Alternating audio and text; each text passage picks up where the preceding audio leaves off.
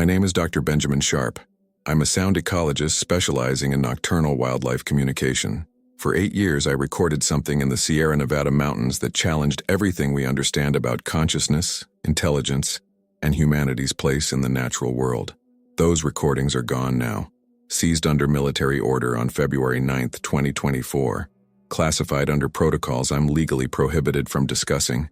8 years of night recordings, thousands of hours of audio, comprehensive acoustic analysis, loaded into unmarked vehicles by personnel who wouldn't identify their agency or justification.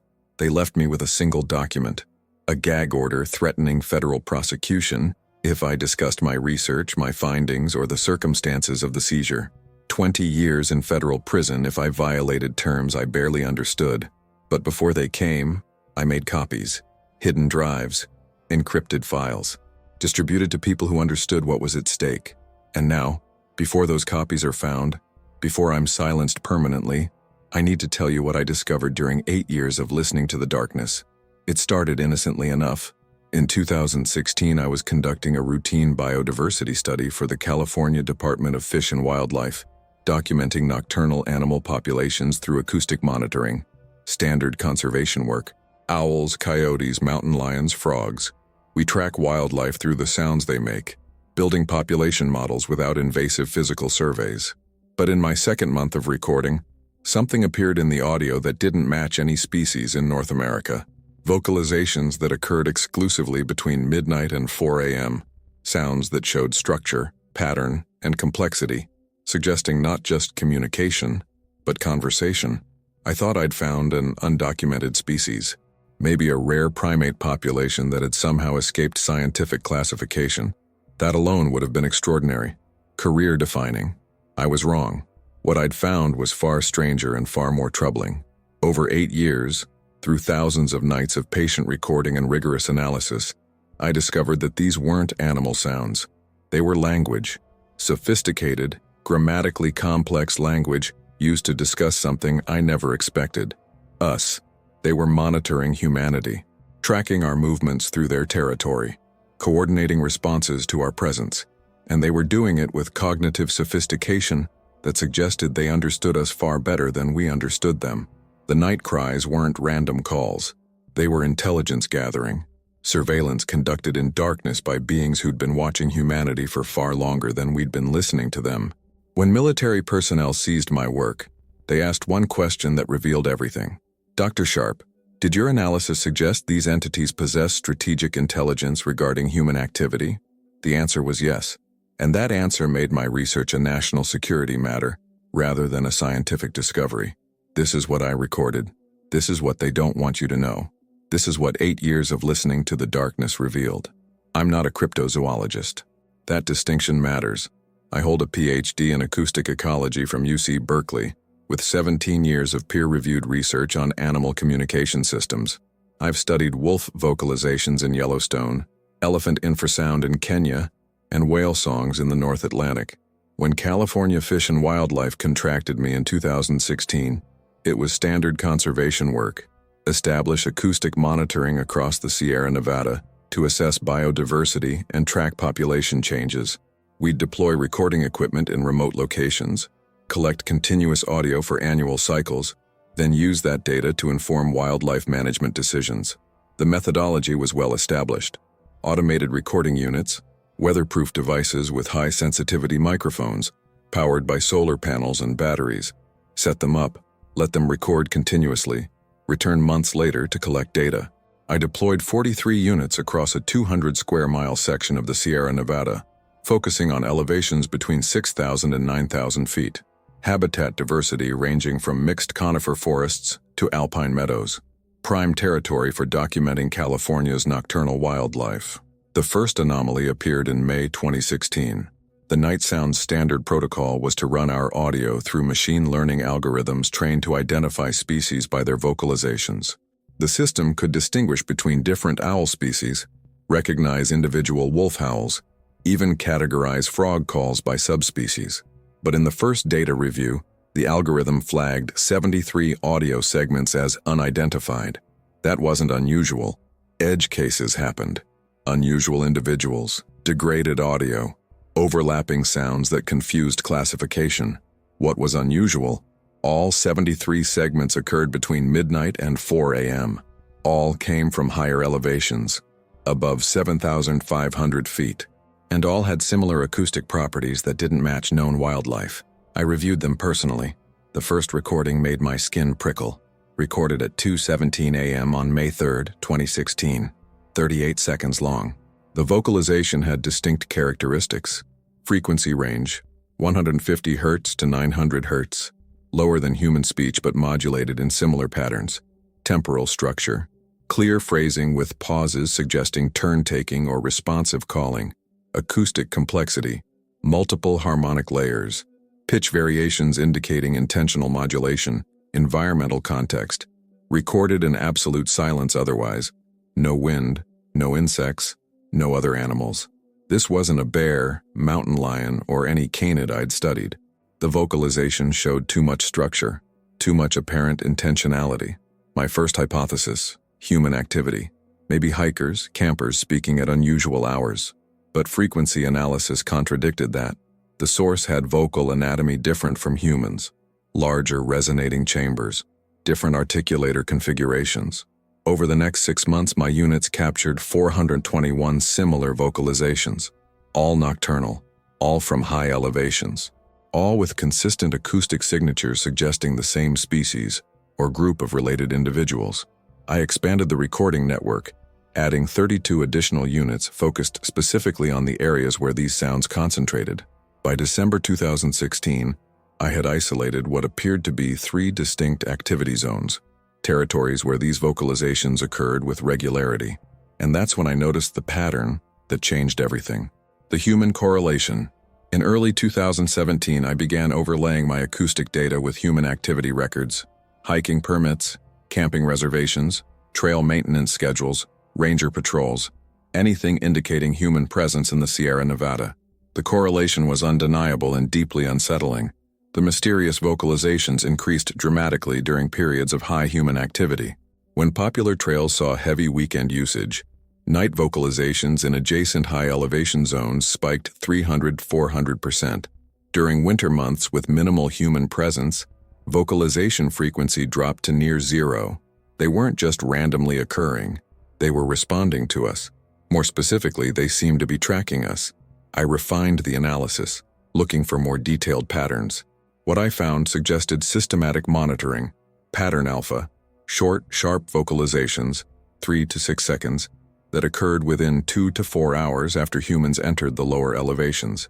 These appeared to be alerts, announcing human presence to others. Pattern beta, longer exchanges, 15–40 seconds, with clear call and response structure. These occurred when humans were present but stationary, campers settling for the night, research teams establishing base camps, conversations about what humans were doing perhaps. Pattern gamma, extended vocal sequences, 60+ seconds with complex rhythmic structure. These occurred only when humans left the area entirely, possibly debriefing sessions, discussing what had been observed. This wasn't coincidental animal activity. This was intelligence, surveillance, organized monitoring of human movements through their territory. The first visual. I couldn't rely solely on acoustic data.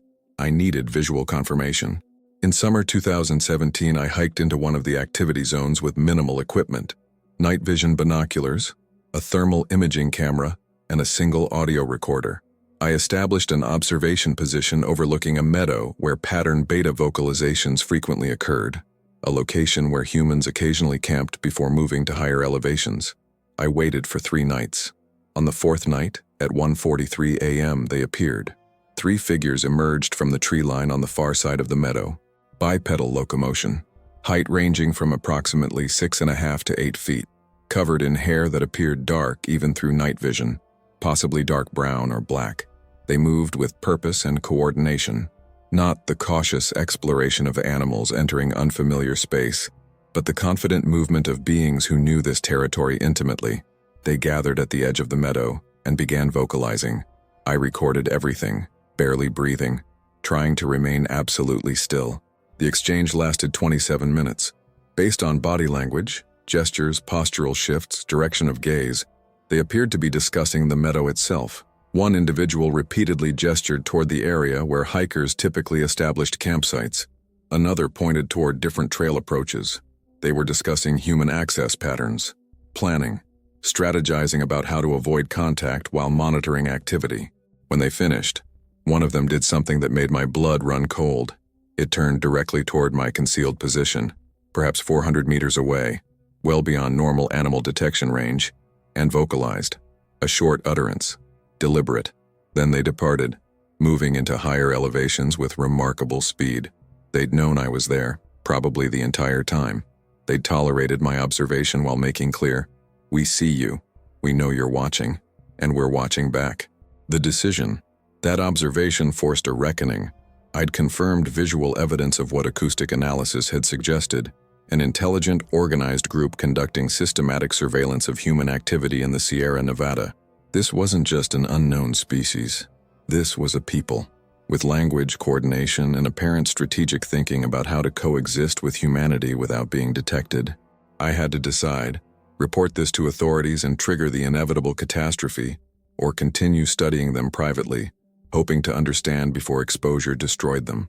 I chose secrecy, not permanently, just until I had enough data to present findings in a way that might protect rather than endanger them. I established protocols, absolute confidentiality. Tell no one outside a carefully selected group of acoustic specialists who could assist with analysis without requiring explanations of the source. Non-invasive monitoring. Continue acoustic recording, but avoid direct observation. Let them maintain whatever illusion of privacy they needed. Long-term documentation. Collect data for years, not months. Build comprehensive understanding before making any decisions about disclosure. Ethical framework. Treat them as I would any vulnerable human population, with respect for autonomy, caution about intervention, and recognition that my documentation itself might constitute harm. For 8 years, I followed these protocols faithfully, and for 8 years I documented something extraordinary, building the archive. By 2020, I had accumulated over 12,000 hours of nocturnal recordings, enough data to begin serious linguistic analysis. I partnered with Dr. Elena Rodriguez, a computational linguist from Stanford who specialized in analyzing unknown communication systems. I sent her audio samples without context, just acoustic data that needed structural analysis. Her response came in 3 weeks. "Ben, these vocalizations show clear evidence of linguistic structure, phoneme consistency, apparent grammar, information density comparable to human language. What species produces these sounds?" I couldn't tell her. Instead, I asked her to continue analysis, focusing on identifying potential vocabulary and syntactic patterns.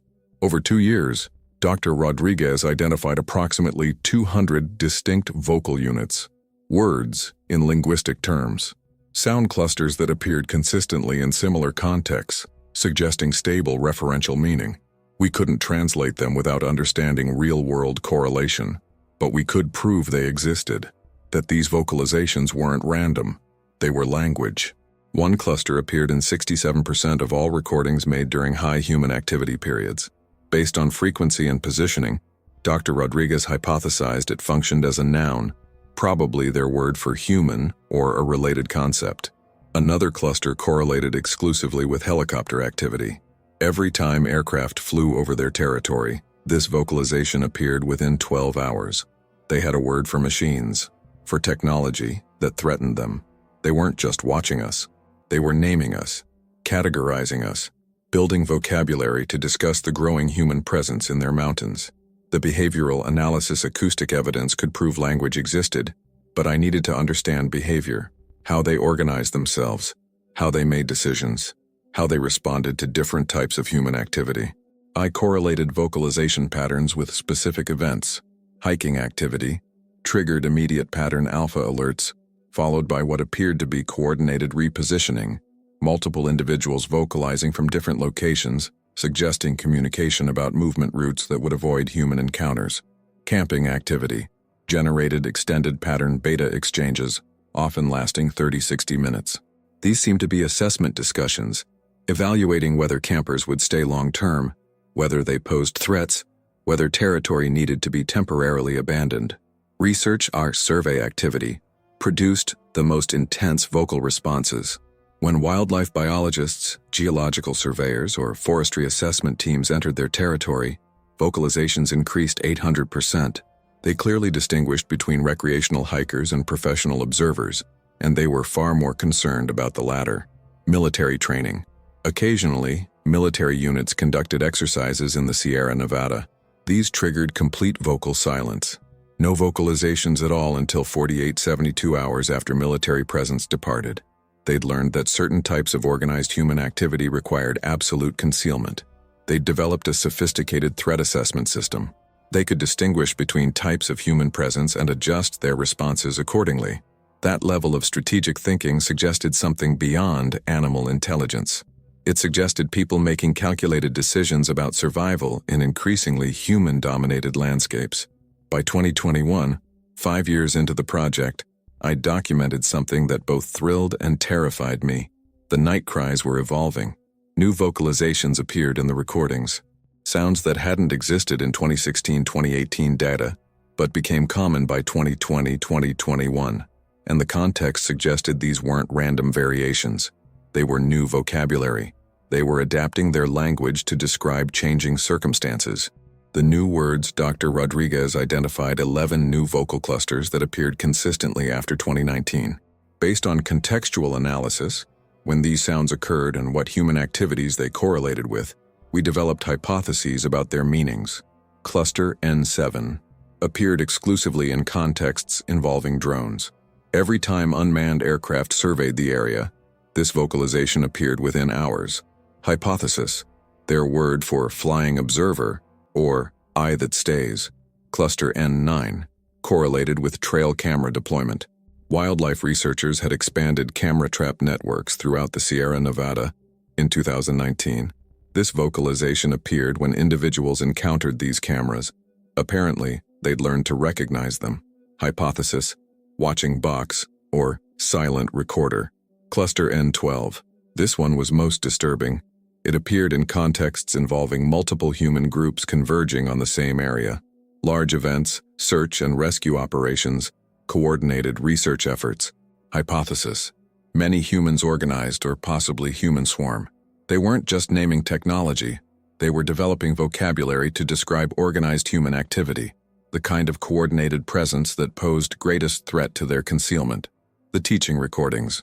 In August 2021, I captured something unprecedented, what appeared to be linguistic instruction. A recording from 2:34 a.m. showed clear pedagogical structure. 2 voices, one deeper, probably adult, one higher, possibly juvenile or younger adult. The exchange lasted 43 minutes. The pattern was unmistakable. Adult produced vocalization. Juvenile attempted to repeat it. Adult corrected pronunciation and emphasis. Exactly how humans teach language to children. But the content was what shocked me. The adult was teaching vocabulary related to humans. The human word, the machine word, the danger word, a vocalization that appeared exclusively in contexts of immediate threat. They were specifically teaching their young how to identify and discuss human presence, passing down survival knowledge linguistically. I sent the recording to Dr. Rodriguez without explanation.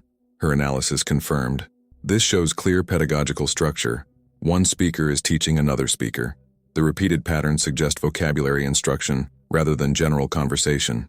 Ben, what community produces these vocalizations? This is cultural transmission, teaching of language across generations. Cultural transmission, the hallmark of human societies, and clear evidence that these weren't just intelligent animals. They were a people with culture, tradition, and intergenerational knowledge transfer. The warning system.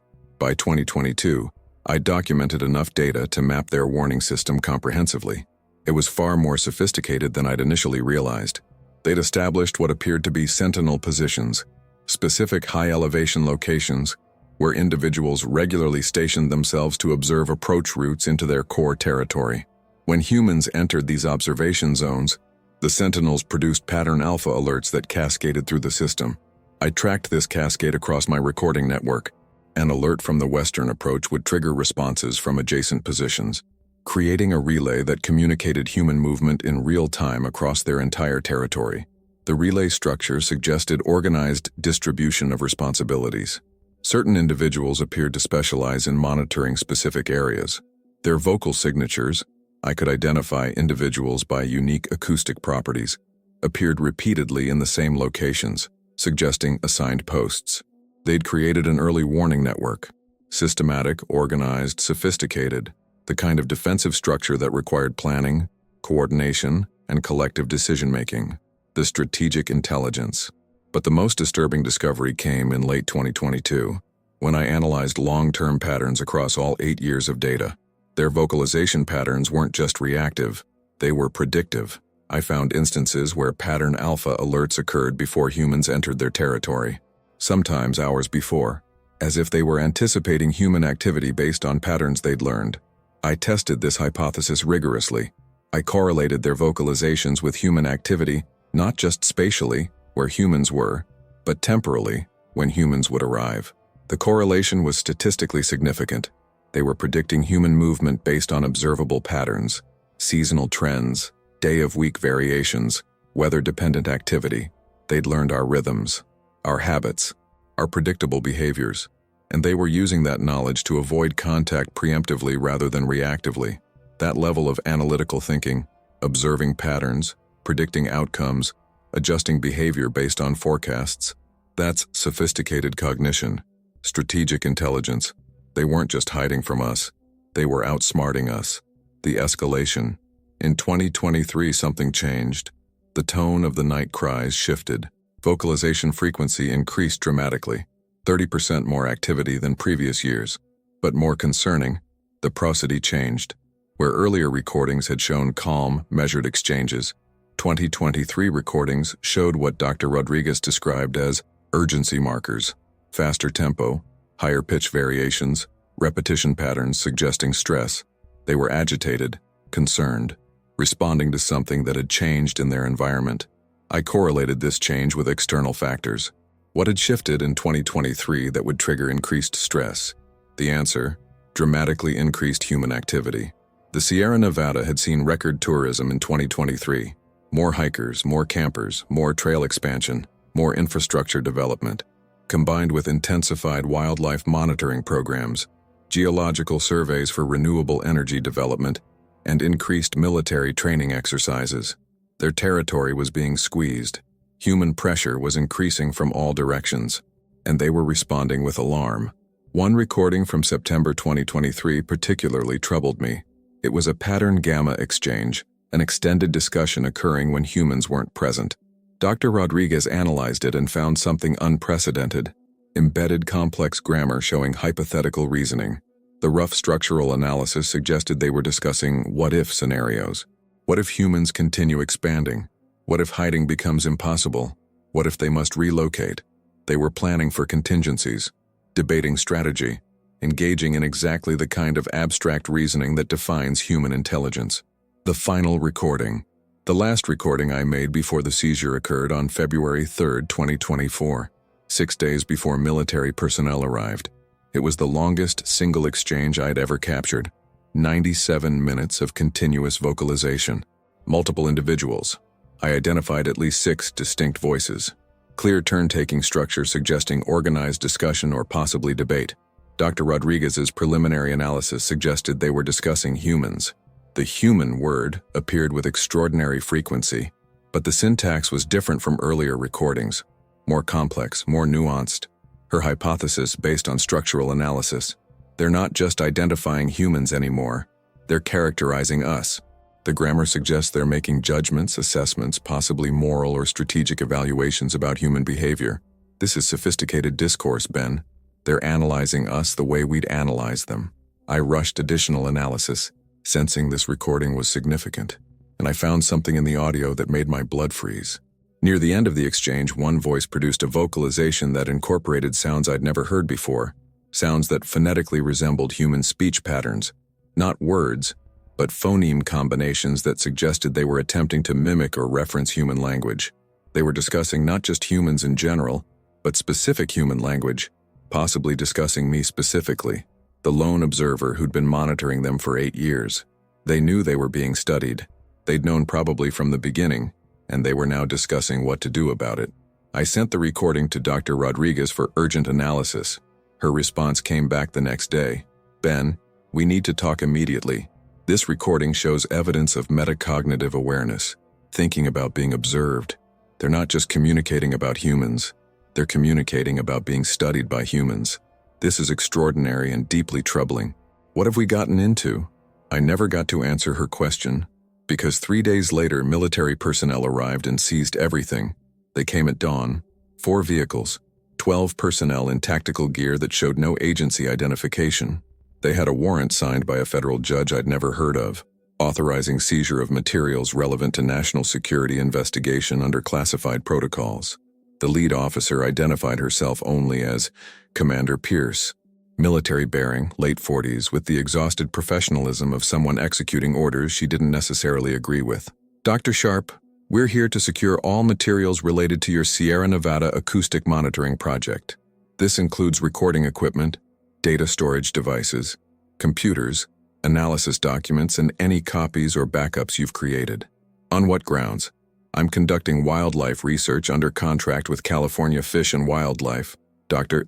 Sharp, your research has documented entities whose existence is classified under executive order. Your continued possession of this material constitutes an unauthorized handling of classified information. I've documented wildlife sounds. How is that classified? You've documented evidence of organized intelligent activity by undocumented entities. That documentation falls under national security protocols. We need everything, Dr. Sharp, and we need it now. The seizure. They were thorough and ruthlessly efficient. Within 3 hours, they'd located every hard drive, every backup, every physical document. They found my field notes, Dr. Rodriguez's linguistic analyses, correlation studies, behavioral models. They took my personal computers, my phones, even my vehicle GPS history, apparently concerned I might have location data embedded in devices they couldn't immediately identify. One specialist, younger, more technical than the tactical personnel, reviewed my network storage with obvious expertise. Commander, he's got encrypted cloud backups, multiple services, layered security. Can you access them? Given time and resources, yes. Secure the access credentials. We'll decrypt at the facility.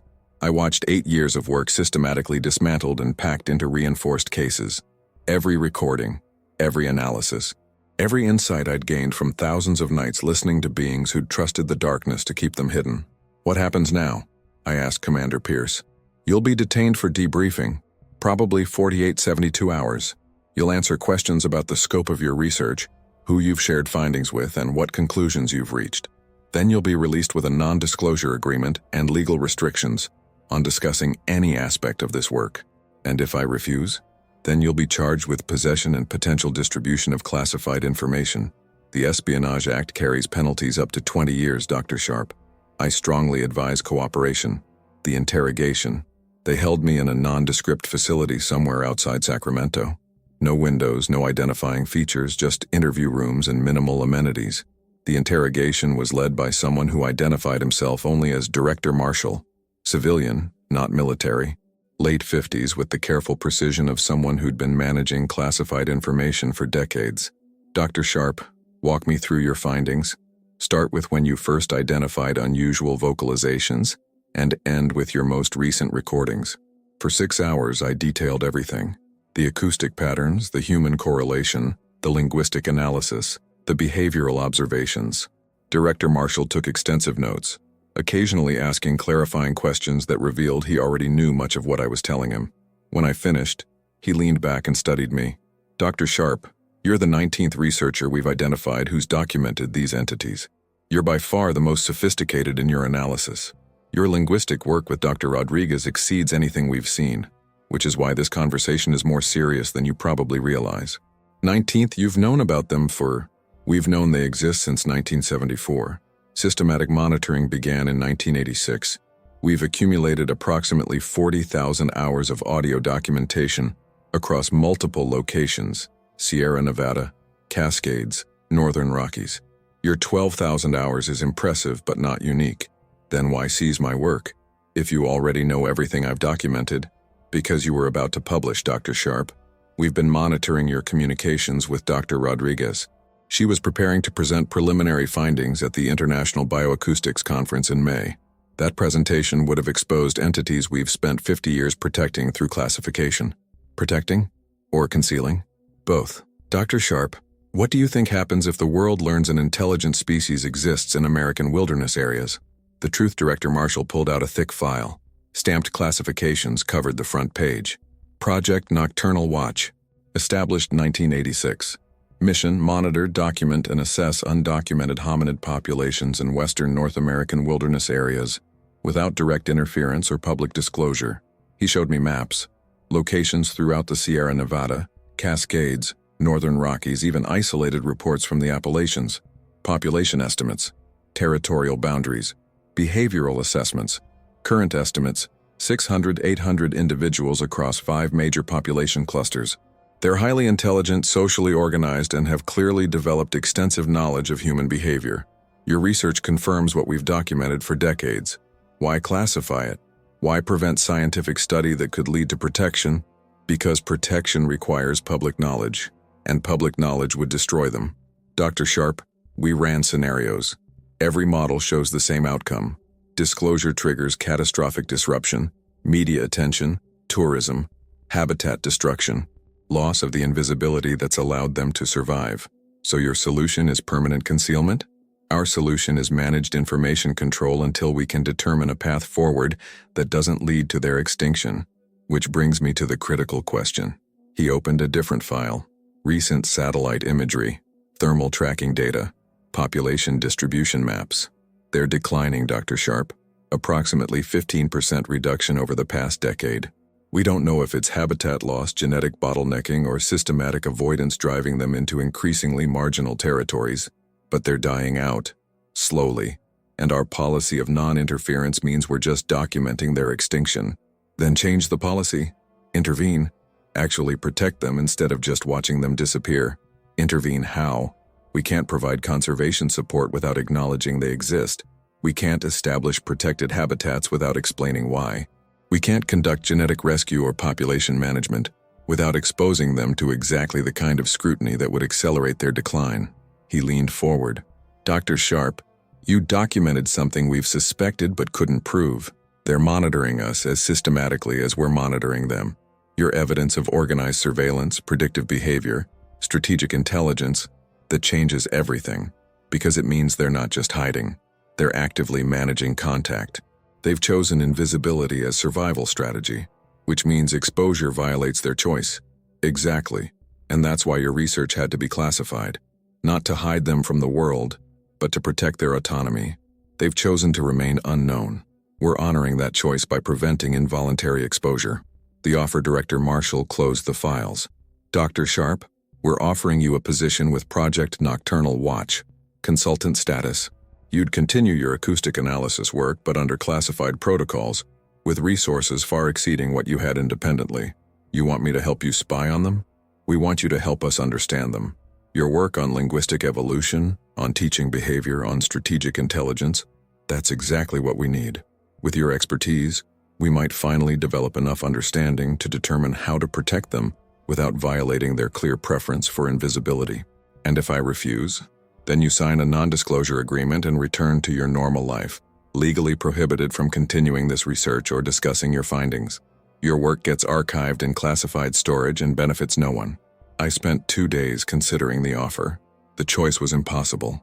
Participate in systematic surveillance of beings who clearly didn't want to be watched, or abandon 8 years of work and any possibility of helping them survive. Finally, I asked Director Marshall one question. If I join the project, can I advocate for policy changes? For moving beyond passive monitoring toward actual conservation? You can advocate. Whether anyone listens is a different question. But Dr. Sharp, at least you'd be in the room where those decisions are made. I accepted. Not because I believed in the classification policy, but because it was the only way to continue serving the beings I'd spent 8 years learning to understand. Project Nocturnal Watch operated from a classified facility in Nevada. The team consisted of 23 personnel, acoustic specialists, behavioral ecologists, intelligence analysts, and policy advisors, all of them managing information about beings most of humanity didn't know existed. My first briefing revealed the true scope of federal knowledge. They had recordings dating back to 1974, 50 years of documentation. Not continuous or comprehensive, but enough to build longitudinal understanding of population changes, behavioral evolution, and response to increasing human encroachment. The project director, Dr. Sarah Chen, was a behavioral ecologist who'd been with Nocturnal Watch since 1994. She walked me through their findings with clinical precision. Dr. Sharp, your 8 years of focused study gave you deep understanding of one population cluster. We've been tracking 5 clusters across 12 states for 5 decades. Let me show you what that longitudinal perspective reveals. The decline. The data was devastating. Population estimates from the 1970s suggested approximately 1,500 individuals across all regions. Current estimates, 600, 800. A 50% decline in 50 years. The decline accelerated dramatically after 2000, Dr. Chen explained. Satellite technology, trail camera proliferation, increased wilderness recreation, expanded human settlement. They're running out of places to hide. She showed me territorial maps overlaid with human development. The beings' ranges had contracted approximately 40% since 1974. They were being systematically squeezed into increasingly isolated pockets of wilderness. Your Sierra Nevada cluster is one of the largest remaining, approximately 150 individuals. But even there, they're under intense pressure. Your recordings from 2023 showing increased stress vocalizations? We see the same pattern across all clusters. They know the walls are closing in. So what's the plan? Continue documenting until they're extinct? That's the question I've been asking for 20 years, Dr. Chen said quietly, and I've never gotten a satisfactory answer from senior leadership. The Policy Debate Project. Nocturnal Watch existed in permanent tension between 2 competing priorities: protection through secrecy versus protection through intervention. Some argued that classification prevented catastrophic exposure. Keep them secret. Minimize human intrusion into their territories. Hope they could survive in increasingly fragmented habitats. Others argued that secrecy enabled passive extinction. Without public knowledge, there was no constituency demanding conservation. No legal protections. No habitat preservation beyond what could be justified through generic environmental protection. I met weekly with the Policy Advisory Group, 6 people who'd spent years debating these impossible choices. The fundamental problem, explained Dr. Marcus Webb, the senior policy advisor, is that every option leads to harm. Disclosure triggers chaos. Secrecy enables decline. Intervention violates autonomy. Non-intervention means extinction. There's no ethical path that doesn't involve significant damage. Then we choose the option that respects their agency, I argued. They've clearly chosen invisibility. Our obligation is to honor that choice while doing what we can to preserve the habitats where they've chosen to live. That's a principled position, Dr. Sharp. It's also a death sentence. They can't survive in fragmented territories with shrinking resources and genetic bottlenecking. They need active intervention, genetic rescue, habitat connectivity, possibly even managed population support, all of which requires acknowledging they exist. Have we ever asked them? Have we ever attempted to establish communication about what they want? The room went silent. Finally, Dr. Chen spoke. Twice. Both attempts failed catastrophically. The contact attempts. She pulled up classified files dating to 1989 and 2007, the 2 attempts at direct communication. In 1989, we tried establishing contact with the Cascade Cluster, deployed a team of linguists and anthropologists with recordings of their vocalizations, attempting to use their language to initiate dialogue. The entities immediately retreated, abandoned their entire territory, approximately 80 square miles they'd occupied for generations based on historical tracking. Took us 4 years to relocate them. Population declined approximately 20% during that displacement.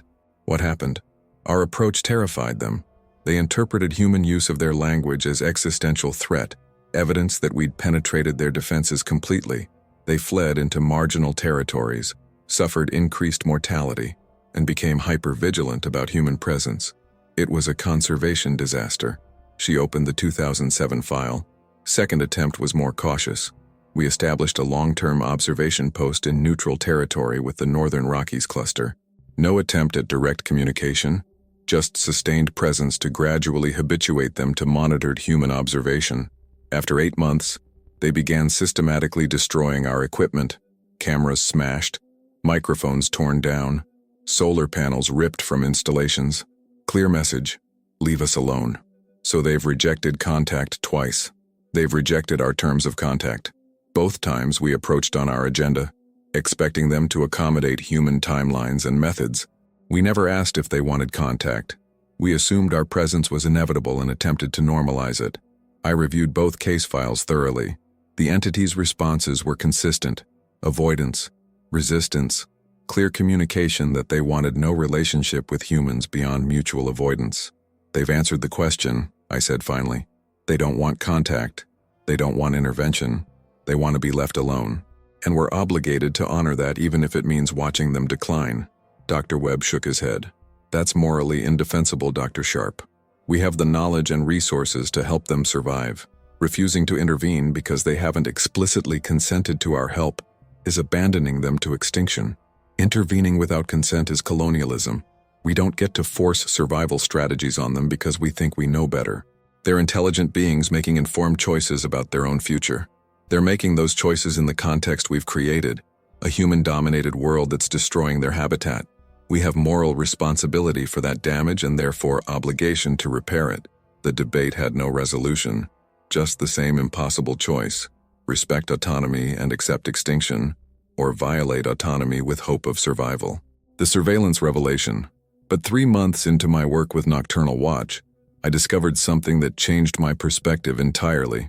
I was reviewing historical recordings from the 1980s, comparing linguistic patterns across decades, when I noticed something in the metadata: timestamps showing when recordings were made versus when they were logged into the official database, discrepancies, gaps, recordings captured but not officially documented. I asked Dr. Chen about it. She hesitated before answering. Some recordings were deemed too sensitive to include in the general database. Sensitive how? They showed concerning levels of knowledge about specific human activities, discussions that suggested the entities had information about classified government operations, military movements, infrastructure projects that weren't publicly known. My skin prickled. They were gathering intelligence, or they were simply observing and discussing what they observed. But the content alarmed senior officials. These entities were demonstrating detailed knowledge of human activities that should have been beyond their observation capabilities. She pulled up a classified recording from 1991, acoustic analysis with partial translation attempts. This recording was made 2 weeks before a classified military training exercise in the Sierras. The entity's discussion, based on our best translation, appeared to anticipate military presence. They used vocabulary consistent with organized human activity and appeared to be planning evasion strategies. They predicted the exercise. They'd learned the patterns, seasonal training cycles, specific terrain preferences for different types of exercises. They'd been watching long enough to predict our activities based on observable patterns. She showed me 3 more examples. Entities discussing infrastructure development weeks before projects were publicly announced. Anticipating wildfire suppression activities. Apparently tracking ranger patrol patterns with precision. Dr. Sharp, they don't just monitor us reactively. They study us systematically. They've developed sophisticated understanding of human behavior, organizational patterns, and decision-making processes. Your 8 years of research documented one aspect of this. We've been seeing it for 5 decades. Why is this classified beyond the general project? Because it changes threat assessment. If these entities possess strategic intelligence about government operations, some officials argue they constitute potential security risks. There have been proposals, never implemented, thank God, to move beyond passive monitoring toward active management or even containment. Containment? They're not enemy combatants. No, but they're intelligent beings with extensive knowledge of American security operations gathered through decades of systematic observation. Some officials find that troubling regardless of the entity's apparent non-hostile intentions. This revelation reframed everything. The entities weren't just hiding. They were actively gathering intelligence about the world they inhabited, understanding us as deeply as we were attempting to understand them. And that made federal nervousness suddenly comprehensible, if still morally questionable. After 6 months with Project Nocturnal Watch, I'd reviewed 50 years of documentation and reached a devastating conclusion. We were managing extinction while calling it protection. The classification policy prevented catastrophic exposure, but it also prevented any meaningful conservation. Habitat protection was limited to what could be justified through generic environmental concerns. No legal framework existed to protect beings who officially didn't exist. No public constituency demanding action. Meanwhile, the entities continued their long, slow decline toward extinction. I wrote a classified memo outlining my assessment and recommendations. The core argument: classification had outlived its usefulness. The entities were dying anyway. Perhaps public knowledge, carefully managed, could mobilize conservation support that might actually save them. Dr. Chen read it and immediately called me into her office. "Dr. Sharp, this memo is political suicide. You're advocating for disclosure. That position has never gained traction with senior leadership. Because senior leadership prioritizes policy stability over actual conservation. We've spent 50 years perfecting our classification protocols while the entities declined 50%. The policy is working perfectly for us. It's failing catastrophically for them. I don't disagree. But you're naive if you think a memo will change 50 years of institutional inertia. Then what do you suggest?" She hesitated, then closed her office door. "There are people in this project who've reached similar conclusions. We've been quietly discussing options. If you're serious about this, if you're willing to risk your career and possibly your freedom, there might be a path forward." The network Dr. Chen introduced me to 7 others within Project Nocturnal Watch, who believed classification was enabling extinction rather than preventing it. Researchers, analysts, even one policy advisor who'd spent years advocating unsuccessfully for policy reform. We met in private, secure locations, communicating through encrypted channels. Not because we were planning anything illegal, we were all cleared personnel working within our authority, but because advocating for disclosure within a classification-focused agency was professionally dangerous. The group's leader was Dr. Patricia Okonkwo, a geneticist who joined Nocturnal Watch in 2003. "We've been analyzing population genetics from environmental DNA samples," she explained. "The news is worse than leadership acknowledges publicly. Effective population size across all clusters is below 400 individuals. They're experiencing genetic bottlenecking that will make recovery impossible within 2 generations, even if habitat pressure decreases. Can genetic rescue work? Theoretically, yes. Establish genetic corridors between clusters. Possibly use assisted reproduction techniques to increase diversity. But all of that requires intensive management, the kind that's impossible under current secrecy protocols. So they're going extinct because we refuse to acknowledge they exist." "Precisely. And we're running out of time. 10 years, maybe 15, before population collapse becomes irreversible." The group had been discussing options for controlled disclosure, ways to reveal the entity's existence while minimizing chaos and maximizing conservation support. "The key is framing," explained Dr. Chen. "If disclosure is a cryptozoology revelation, Bigfoot is real, we get chaos. Media circus, tourist invasions, exactly what classification has prevented. But if disclosure is an indigenous rights issue, isolated people need protection. We might generate productive policy responses. How do we control framing? Coordinated release through multiple channels simultaneously. Academic journals, international conservation organizations, indigenous rights groups. Make it a global conservation story rather than American tabloid sensationalism." The plan: over 3 months, we developed a disclosure strategy. Phase 1, academic publication in peer-reviewed journals, acoustic evidence, linguistic analysis, behavioral documentation. Establish scientific credibility before media coverage. Phase 2, coordination with conservation NGOs. Prepped briefings for major organizations like Conservation International, WWF, Indigenous Peoples' Rights International. Build institutional support before public awareness. Phase 3, controlled media engagement. Select journalists with environmental track records. Provide comprehensive context. Emphasize conservation needs over sensationalism. Phase 4, policy proposals. Ready to implement protection plans, habitat preservation strategies, legal frameworks treating entities as an undocumented indigenous people rather than wildlife. The goal: shift the conversation immediately toward how do we protect them rather than let's prove they exist. It was ambitious, probably naive, but it was the only ethical path any of us could see. We set a timeline: disclosure in 6 months. Spring 2025. Coordinated across all platforms to prevent any single agency or outlet from controlling the narrative. But we needed one more element: buy-in from someone with unquestionable moral authority. someone who could speak to the rights of isolated peoples and make the case for protection over exploitation.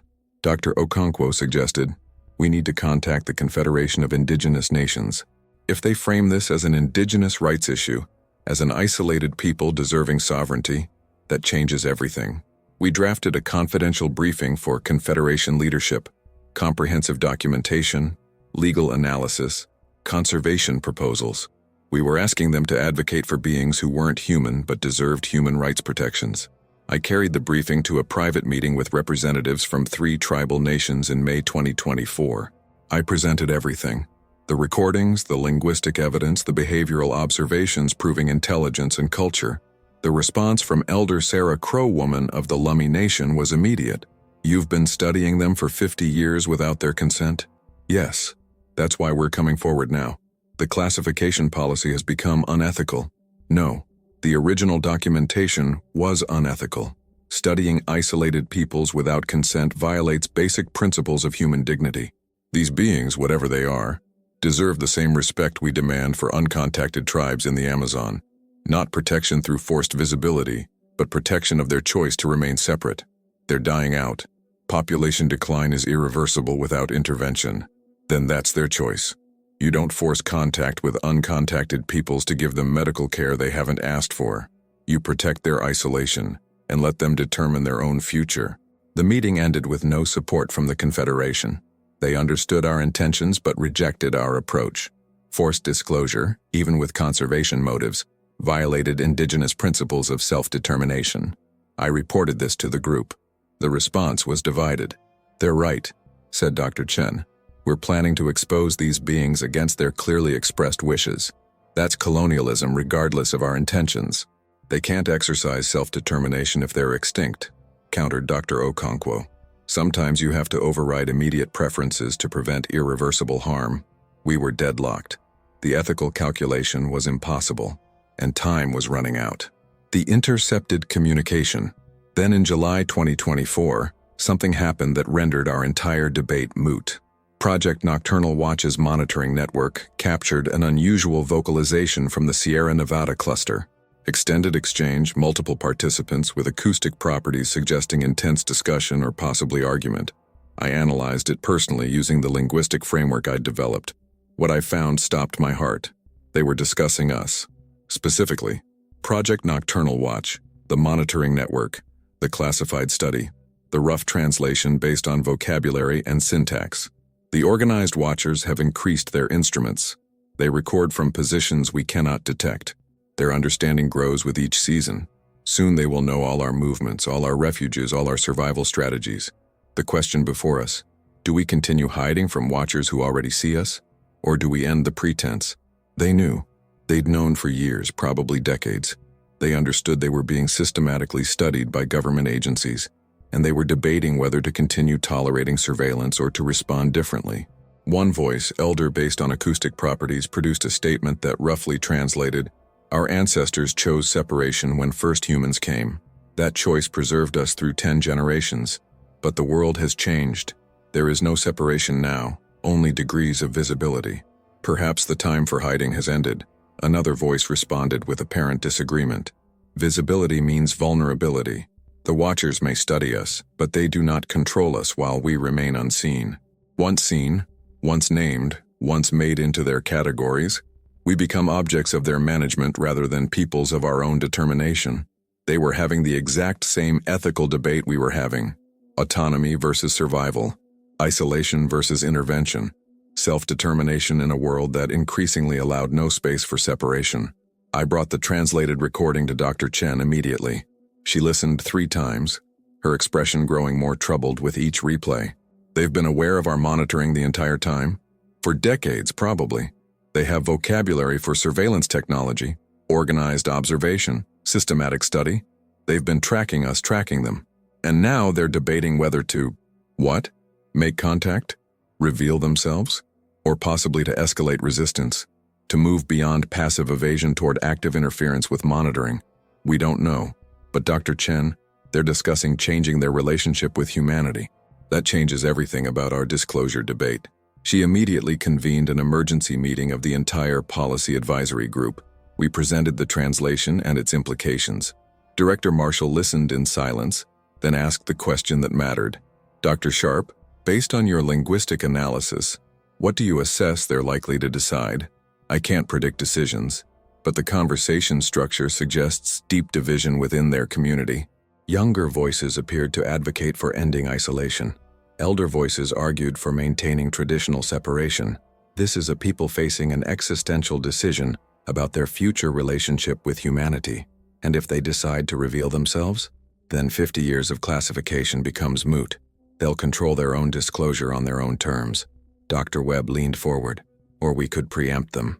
Disclose first, control the narrative, establish protective frameworks before they expose themselves to unmediated contact with global humanity. That's the worst possible option, I argued. They're debating self-determination. We'd be violating that discussion by making their decision for them. They're debating in the context we've created, a world that allows no space for their continued isolation. We have moral responsibility for that context, and therefore obligation to shape outcomes. The room erupted in argument. 50 years of suppressed policy debate suddenly unleashed. Director Marshall let it continue for 15 minutes, then silenced everyone. Enough. This decision goes above my authority. I'm briefing the National Security Council tomorrow morning. They'll determine policy response. In the meantime, Dr. Sharp, I need you to continue monitoring for any indication of their decision. Dr. Okonkwo, prepare contingency plans for both scenarios. Them revealing themselves or us conducting controlled disclosure. Everyone else, maintain protocols and absolute confidentiality until we have direction from NSC. The leak, but confidentiality became impossible to maintain. Too many people knew. Too many agencies had received briefings. Too many analysts had seen the translated recording. Someone leaked. On August 15, 2024, The Guardian published a story. Classified U.S. Program has monitored intelligent species in American wilderness for 50 years. New evidence suggests beings are aware of surveillance. The article included audio files, translation documents, and excerpts from Project Nocturnal Watch reports. Everything we'd been trying to control was now public. The global response was immediate and chaotic. Media.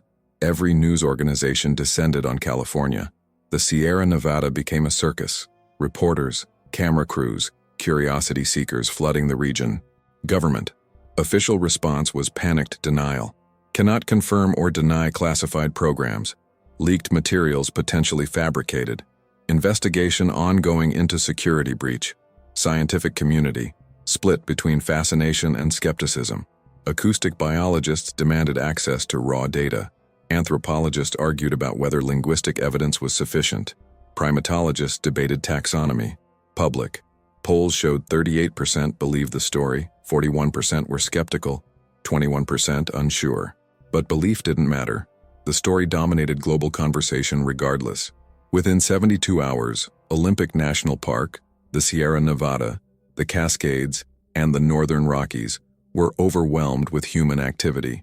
People hoping to encounter the beings, researchers demanding access, media conducting live broadcasts, and the entities, predictably, tragically, went completely silent. Every monitoring station detected zero vocalizations. They'd withdrawn entirely, fleeing the attention that decades of classification had failed to prevent. The silence for 3 weeks. Absolute vocal silence across all monitored regions. Then, in early September, a single recording appeared from the Sierra Nevada. One voice. The elder who'd argued for maintaining separation in the July discussion. Speaking alone, apparently into recording equipment they'd deliberately placed within range of our sensors. The message was brief. My translation. We heard your debates. We know you argued among yourselves about whether to speak for us or let us speak for ourselves. Some of you chose respect, others chose control, but all of you chose without asking us. The loud humans have come as we knew they would. The time of hiding is ended not by our choice but by your failure to maintain the silence you promised through your actions if not your words. We go now beyond your reach, into territories your instruments cannot penetrate. You will document our departure as you have documented our presence, as watchers who believe observation grants understanding. But you do not understand. You never asked. You studied our voices while remaining deaf to what we said. Leave us alone. Honor separation. Let peoples who choose isolation have that choice. You could not.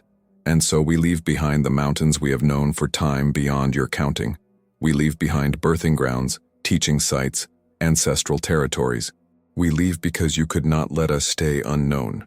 This is the last time you will hear our voices, not because we will be silent, but because you will no longer be close enough to listen. May you learn from what you have lost. The recording ended, and the silence that followed was absolute. The exodus over the following months, federal tracking, satellite surveillance, trail cameras, acoustic monitoring, detected coordinated movement north, all clusters simultaneously migrating toward Canada, moving through terrain so difficult that satellite coverage was inconsistent. By December 2024, fewer than 50 individuals remained in U.S. territory. The rest had crossed international borders, dispersing into Canadian wilderness areas so remote that tracking became nearly impossible. The Canadian government, learning from American mistakes, established absolute exclusion zones. No human access, no research, no monitoring. Complete protection through enforced isolation. Whether it would work, whether the beings could survive in scattered populations with declining genetic diversity, remained uncertain. But they'd made their choice. They'd voted with their movement. And the message was clear: separation over survival under human observation. The Reckoning Project Nocturnal Watch was officially dissolved in January 2025. The leak had destroyed any possibility of maintaining classified operations. The being's exodus had removed the subjects of study. I was called before a congressional committee investigating the classification policy and subsequent disclosure disaster. Dr. Sharp, you spent 8 years studying these beings, then 6 months within the classified program. In your professional opinion, could this outcome have been avoided? Yes, by never studying them at all, by respecting their clear preference for isolation from the moment we first detected them, by understanding that some people's survival depends on remaining unknown and accepting that our curiosity doesn't override their autonomy. But they were declining toward extinction. Surely intervention. They were declining in the world we created. Habitat destruction, climate change, human encroachment, those are human-caused pressures. Our responsibility was to reduce those pressures while respecting their choice about how to respond to them. Instead, we added surveillance as an additional pressure while congratulating ourselves for protection. You're suggesting the government should have simply ignored evidence of an intelligent species? I'm suggesting we should have done what we do for uncontacted human tribes: establish territorial protections, minimize intrusion, and let them determine their own future. Study from such a distance that they never knew they were being watched. Or better yet, don't study them at all. Let them exist beyond our knowledge. The hearing accomplished nothing. No policy changes, no accountability. Just another chapter in the long history of humanity, discovering peoples who wanted to remain undiscovered and deciding that our need to know outweighed their need for privacy. In March 2025, I did something I'd sworn I'd never do again. I returned to the Sierra Nevada, not to research, to bear witness to absence. I hiked into the valleys where I'd spent 8 years listening to night cries, where I'd documented thousands of hours of vocalizations, where I'd proven the existence of a people who'd spent millennia remaining unprovable. The silence was absolute, not the natural silence of wilderness that's filled with wind, water, animal sounds. This was emptier, the silence of abandonment. I checked locations where I'd detected frequent vocalization clusters. The sites were there: cave overhangs, dense forest groves, stream valleys, but they felt hollow, like houses whose occupants had fled, leaving behind only spatial memory. On my third day, I found something that broke what remained of my composure. A site I'd identified in my recordings as possibly pedagogical, where the teaching exchange between adult and juvenile had occurred. Under a rock overhang, protected from weather, someone had arranged stones in a pattern, not random, deliberate. The stones formed a shape that, I realized with growing horror, roughly resembled a human, or rather, it resembled the recording equipment I'd used. The cylindrical devices, the solar panels, the mounting brackets. They'd created an effigy of my surveillance equipment, and they'd deliberately placed it where I might find it years later if I ever returned. The message was unambiguous. We knew you were watching, we tolerated your watching, and now we're gone, because you wouldn't stop watching. I sat beside that stone arrangement until sunset, mourning more than just their departure, mourning the relationship that might have been possible if I'd honored their privacy from the beginning, mourning the loss of something extraordinary, a people who'd managed to remain hidden in an increasingly monitored world until my curiosity destroyed their refuge. The recordings. I still have one recording, the only one I kept after the seizure, hidden on a device the agents didn't find. The July 2024 discussion where they debated revealing themselves.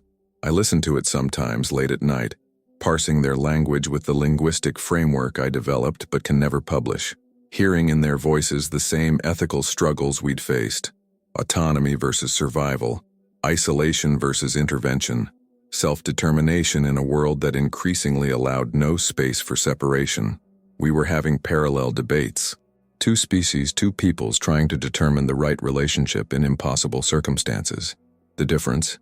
Their debate was about their own future. Our debate was about their future, conducted without their participation.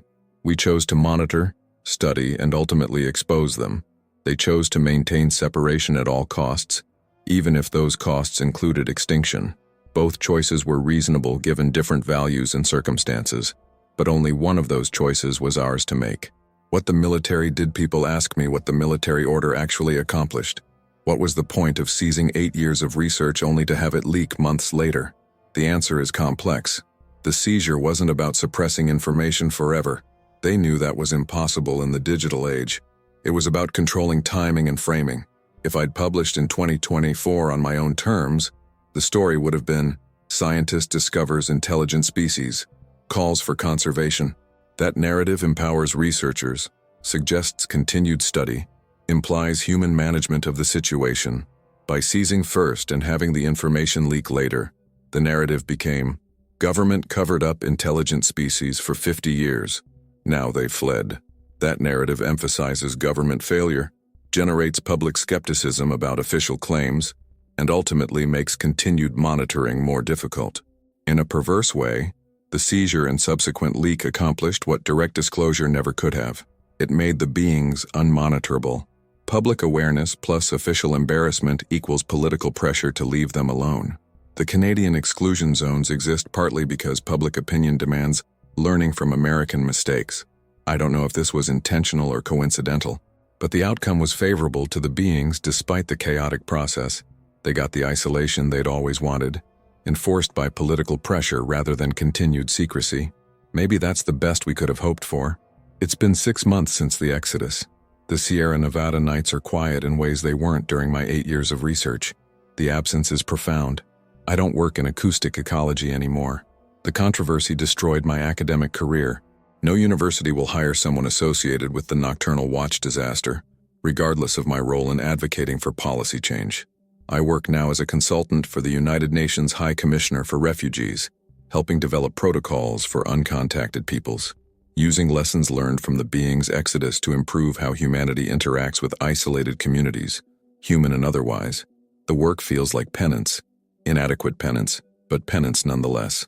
What I learned, people ask what 8 years of listening taught me, what insights I gained from thousands of hours of night cries. Scientific lesson. I proved that an intelligent linguistic species existed in North America. They had complex grammar, abstract thought, and sophisticated communication.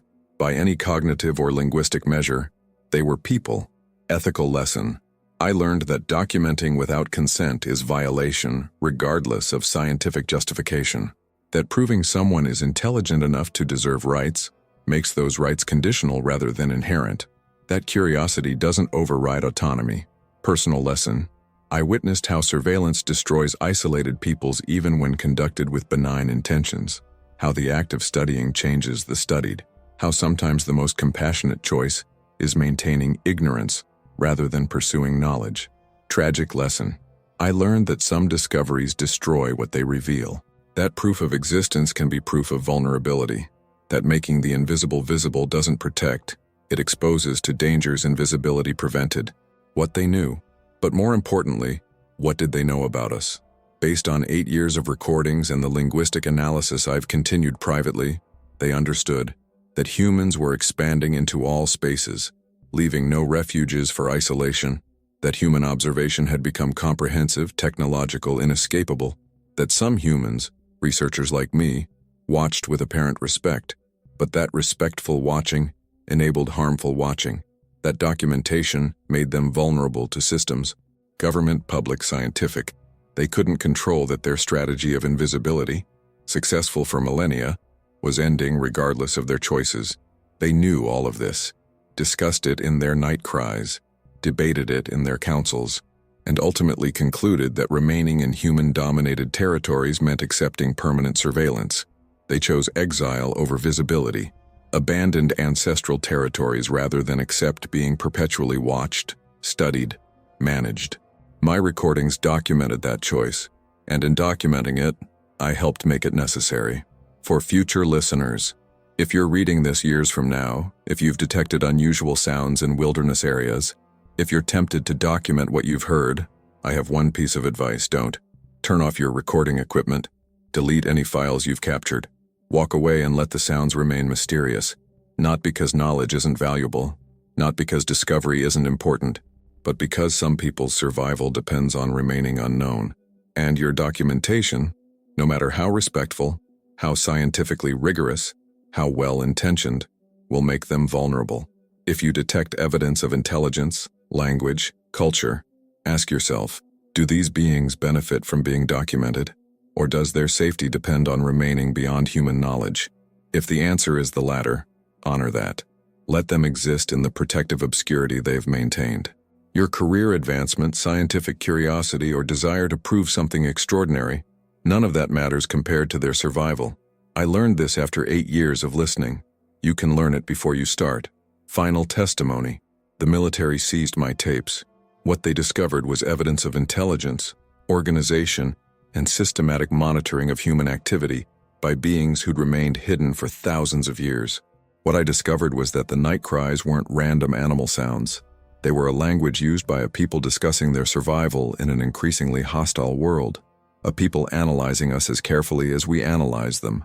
The federal agents who took my work were managing a truth too complex for simple classification: that intelligent, non-human peoples exist, that they've chosen invisibility over contact, and that respecting that choice might mean never proving they exist. They failed to maintain that secrecy, but perhaps the failure was necessary. Perhaps the exodus and subsequent exclusion zones are the protection these beings needed all along. Not concealment through classification, but isolation through political will. They're still out there, somewhere, in Canadian wilderness remote enough that even our technology struggles to penetrate, communicating in darkness using language I documented, but will never hear again. The Sierra Nevada nights remain quiet. Not naturally quiet. This is the silence of absence, of people who fled because humanity couldn't give them what they needed most, the gift of remaining unknown. I spent 8 years listening to darkness, learning to hear intelligence in sounds others dismissed as animal calls, proving that we're not alone in these mountains. And that proof drove them away. Some mysteries solve themselves through being left unsolved. Some voices are meant to remain mysterious. Some peoples deserve the dignity of existing beyond human knowledge. I learned that too late. 8 years too late. The military silenced my work, but I'd already accomplished the damage. Not through disclosure, but through documentation itself. What I discovered in those night cries, that we're not ready to share the world with other intelligent species, that we can't encounter difference without trying to control it, that our instinct to study, document, and understand destroys peoples who survive by remaining unstudied. The beings knew this, said it in their language, warned us in their night cries. We didn't listen, we just recorded.